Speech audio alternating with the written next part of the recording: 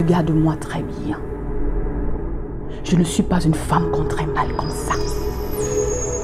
Je ne suis pas venue sur cette terre pour souffrir.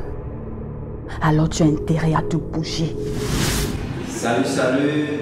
Eric Ebodé, c'est moi, acteur de cinéma camerounais. Bienvenue à la petite interview. Acteur de cinéma ou homme aux multiples casquettes? Eric Ebodé, acteur de cinéma, je peux faire. C'est la partie où je défends le plus, avec un peu plus de maîtrise.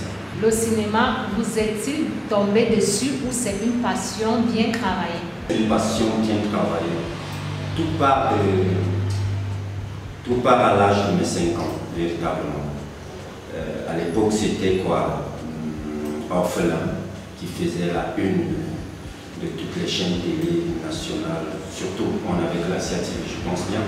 Et toutes les familles s'asseyaient chaque soir pour regarder Orphelin, moi y compris, avec la mienne. Donc j'ai été comme ça touché par le personnage Salomon. Alors vous êtes entré dans l'affaire par la passion d'un sorcier. Est-ce les rôles qui vous vont le mieux ou depuis le temps vous avez réussi à comprendre que vous pouvez jouer autre chose que nos méchants? J'ai eu la grâce de passer justement par le théâtre. Et quand on passe par le théâtre, on a la capacité d'entrer dans n'importe quel personnage.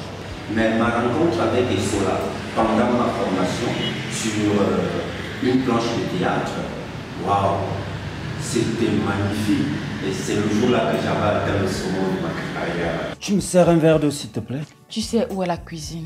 Tu peux au moins être poli si tu n'as pas envie d'y aller, non? Alors vous avez joué dans de longs métrages, de courts métrages. D'ailleurs, vous êtes en ce moment en plein tournage. Cependant, vous n'avez pas l'impression d'être très peu connu du public camerounais? Mon objectif n'est pas d'être connu vraiment. Mon objectif est de plaire à celui qui m'emploie, de plaire à la personne qui va regarder mon film et que je reste dans sa tête comme il était resté dans la mienne.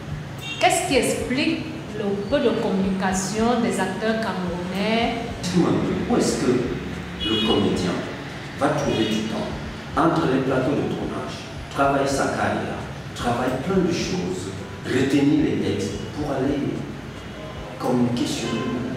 C'est juste parce que chez nous, les choses ne sont pas encore organisées comme il faut.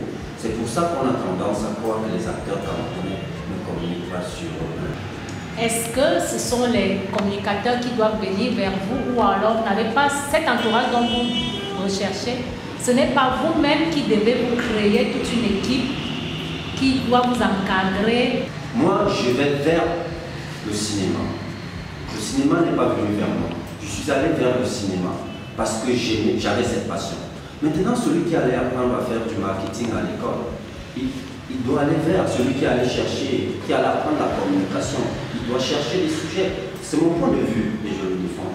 C'est pas chacun dira ce qu'il veut. Moi, c'est mon point de vue. Si quelqu'un s'intéresse, comme la petite interview s'est intéressée à Eric Ebodé, elle est venue vers moi et c'est des gens que j'encourage. Moi, je ne vais jamais payer un blogueur pour parler de moi. Je ne vais jamais payer une presse pour parler de moi. Je ne vais jamais aller. Je fais mon travail. Quand mon travail intéresse les gens viennent vers moi et ils disent « Waouh, est-ce qu'on peut parler de toi ?»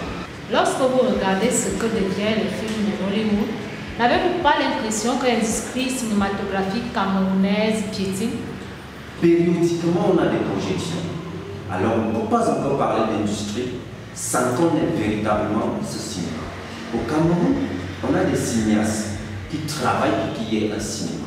Mais le cinéma, on ne l'a pas encore. Donc on vous qualifie d'introverti, mais avec un sens de communication notoire, doté d'une grande humilité. Vous vous reconnaissez dans cette description?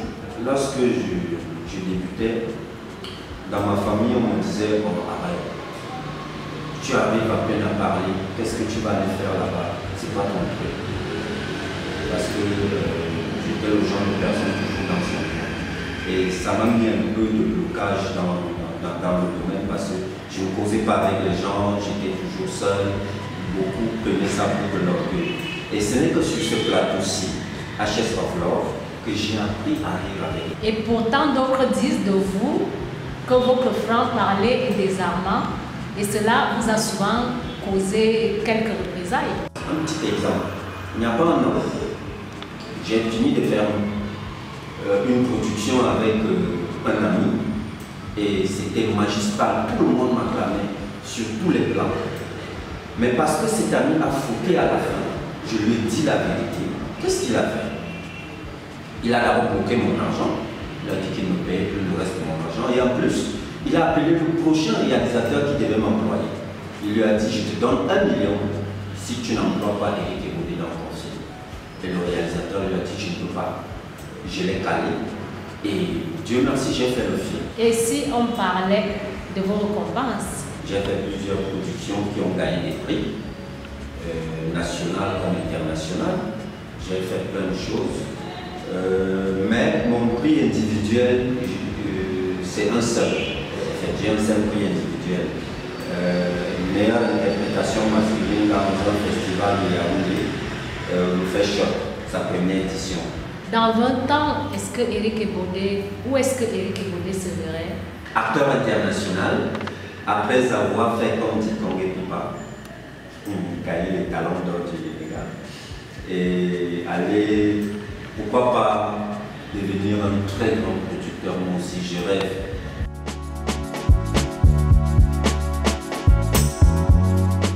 Je viens de passer un magnifique moment à la petite interview.